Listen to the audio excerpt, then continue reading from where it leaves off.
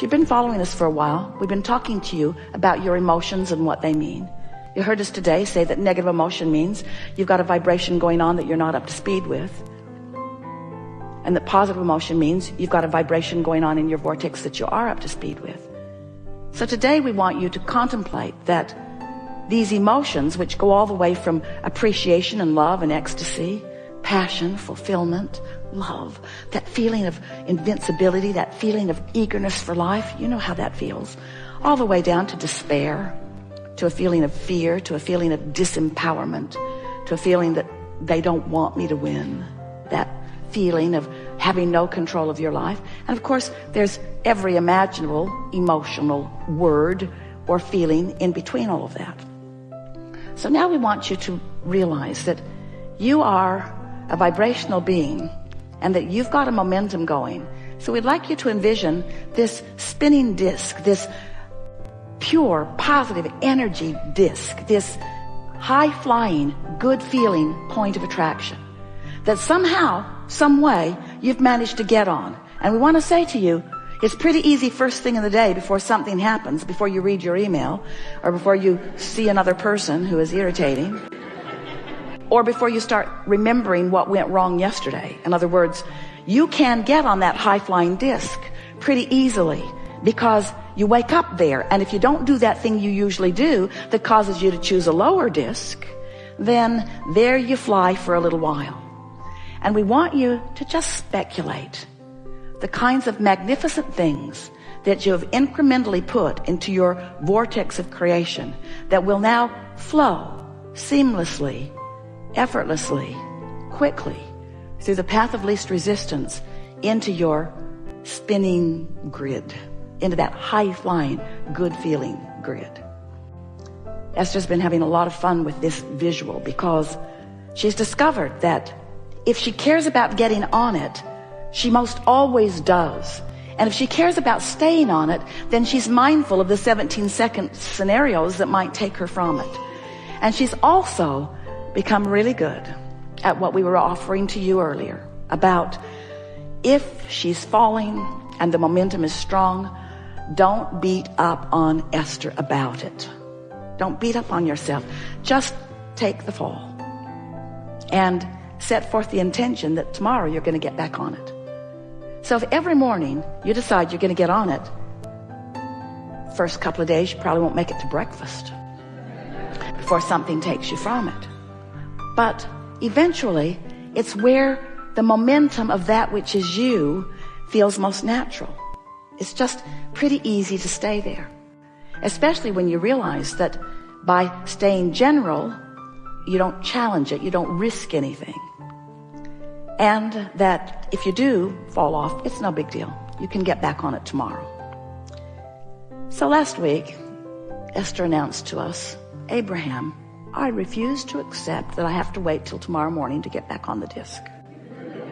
Because I like being on it so much.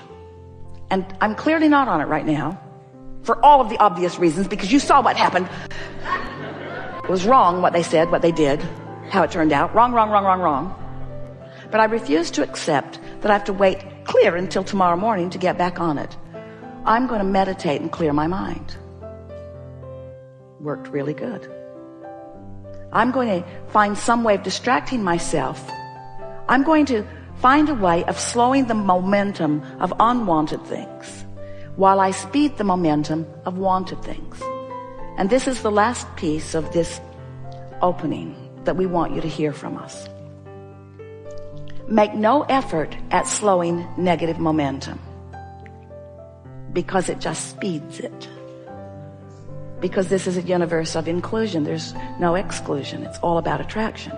So when you're not going to think about that thing that you're thinking about, then you're thinking about that thing you're not going to think about. And as you're thinking about that thing you're not going to think about, you're thinking about that thing you're not going to think about. And the momentum is getting stronger and stronger and stronger. And you're feeling worse and worse and worse and getting all animated about the injustice of what you're feeling. They just don't want me to win, you exclaim. And we want you to understand that it's all about what you're doing. And when it doesn't feel good, just lay as low as you can lay, as fast as you can do it. So rather than trying to stop negative momentum, your work, this is your assignment for the rest of your life. We never give homework. But today we're going to find ways to get positive momentum going. That's it. That's your work. Get on the disc. Stay there as long as you can. If you fall off, no big deal.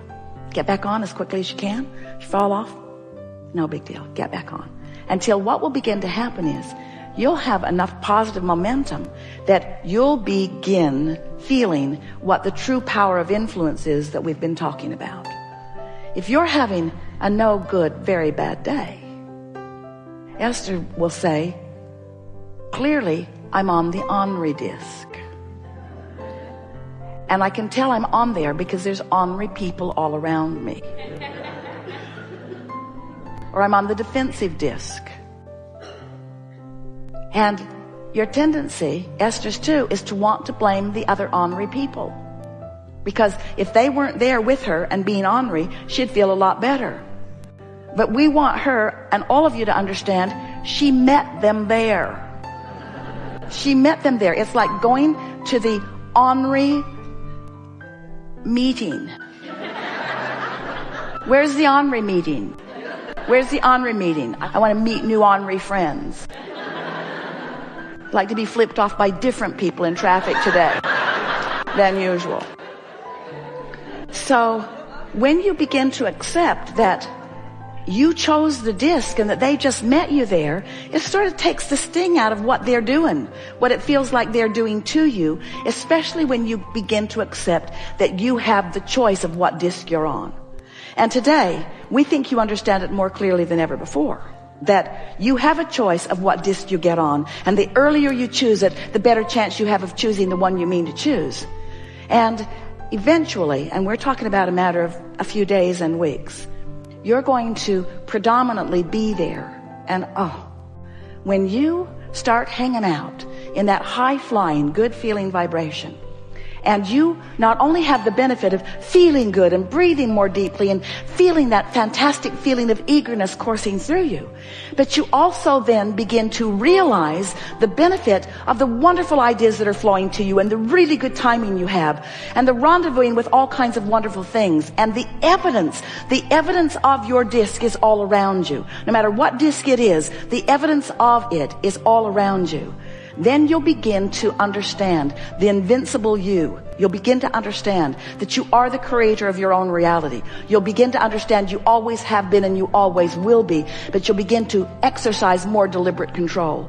And you'll find yourself, this is the biggest benefit of all. You'll find yourself not spending all of that time, how much time you can spend, trying to explain something to somebody who's not on your disc. Have you ever been flying high and somebody else isn't and you're trying to explain to them? They don't get it, do they? So you just crawl right down on their disc with them so that they can understand it. And then, are you ever mad at them that you're down there on that disc with them? You'll get so much time back because you begin to understand that it's not a language barrier. It's not a cultural barrier. It's a vibrational barrier. Stop trying to explain stuff to people that they have no way of understanding. Instead, pick your disc, rendezvous with those that do understand, and have a really good time. Esther had the dashboard cards made, and the first group of them were edited for space. And they said, things always work out for me. And Esther could feel the slight offness of that, because every time she's heard us say it, she's heard us say, things are always working out for me. Present tense. They are always. In this moment, they are working out. In this moment, they are working out. In this moment, they are working out. No matter what's happening and no matter what your perspective of what's happening is, things are working out. And as you practice that thought and come to own that, your concerns will be replaced with feelings of adventure. And your fears will be replaced with feelings of adventure and eagerness. Your confusion will be replaced with more moments of clarity. And your scrutiny of your time-space reality will be replaced with a feeling of appreciation of the bigness and the fullness and the possibility of it. The vibrational acuity that you have embarked upon as a result of the hours that you've patiently listened to us rambling here today has put you on a bouncing off place that will bring evidence to you immediately. And as you savor each and every particle of the evidence that is coming in response to your newfound vibrational frequency. You see, we've been here way more than 68 seconds. And we've come around to it again and again, way more than 68 seconds. You've practiced the vibration of the high-flying disc just by participating here in this day in ways that you've never practiced it before. You are vibrationally altered. And the universe will respond to you in those differences. The request that we now make of you is that you consciously acknowledge the vibrational differences, that you consciously acknowledge your realization of those differences. And that's how you maintain this momentum. The momentum that you felt when you made the decision to come here to begin with. The momentum that in physical words and terminology can be described like this. This is who you are and how you felt coming into this physical experience. I am a powerful creator, and I could not be more worthy or more loved. I am entrusted with the variety of this time-space reality, understanding that it will stimulate within me personal preferences, each and every one of which can be fully manifested and realized by me. I am the creator of my own reality, and I'll be co-creating with lots of others who at varying degrees will understand their own creative prowess. I'm born with an emotional guidance system that will always let me know where I am in relationship with the expansion that has been set out before me by me. And the alignment that I find and the resonance I feel in the form of emotions that feel like joy and eagerness and passion and love and appreciation and frustration and anger and despair. The emotions that I feel are my indicator of my vibrational placement, my vibrational point of attraction in this moment in time, which is where all of my power is. Today, we have literally pushed that reset button so that you are in that fresh new place, if you will allow it. So get your notebook or the memo pad on your iPhone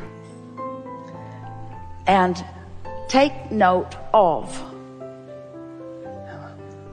the realization that's going to begin in the moment that this music starts, in reminding you of the perfection of that which is you, of the love that Source has for you, of the perfection of your moment in time, of the improvement in your vibrational state of being, of your rightness in this place in the universe, of your perfect timing in choosing to be here, in your perfect rendezvousing with those who are surrounding you.